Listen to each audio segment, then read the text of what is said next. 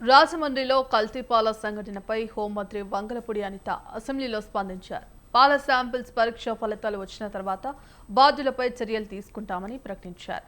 రాజమండ్రి కల్తీ పాల ఘటన బాధాకరమన్నారు హోంమంత్రి అనిత.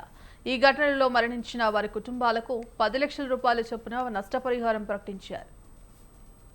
అధ్యక్ష, పెద్ద సంఖ్యలో వృద్ధులు ఆరోగ్య సమస్యలతో ఆసుపత్రికి వస్తున్నారని తెలిపారు. వాళ్ళు వాంతులు, కడుపు నొప్పి, మూత్రం నిలిచిపోవడము, డయాలసిస్ సమస్యలతో పేషెంట్లు వచ్చినట్టు గుర్తించారు. అధ్యక్ష, లాలచెరువు ప్రాంతంలో చౌడేశ్వర్ నగర్, స్వరూప నగర్ చెందిన వారుగా వారిని గుర్తించడం జరిగింది. క్లినికల్ పరీక్షల్లో రక్తంలో యూరియా మరియు సీరం క్రియాటిన్ స్థాయిలు పెరిగినట్లు గమనించడం జరిగింది. ప్రాథమిక ఎపిడమియాలజీ విచారణలో పాలు సేవించడం అనారోగ్యానికి కారణం కావచ్చు అని గుర్తించారు. అధ్యక్ష, కోరుకొండ మండలం నర్సాపురం గ్రామంలో వరలక్ష్మి మిల్క్ డైరీ నుండి 106 కుటుంబాలకు పాలు సరఫరా చేయబడినట్లుగా గుర్తించారు. ఆ డైరీ నుండి పాల సరఫరాను తక్షణమే నిలిపివేయబడింది. ఇప్పటి వరకు 4 దురదృష్టకర సంఘటన, 4 మరణాలు నమోదయ్యాయి.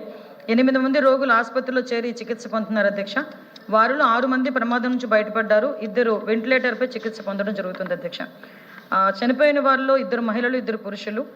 కృష్ణవేణి గారు 74 సంవత్సరాలు, రాధాకృష్ణమూర్తి గారు 76 సంవత్సరాలు, శేషగిరిరావు గారు 72 సంవత్సరాలు, రమణి గారు 58 సంవత్సరాలు.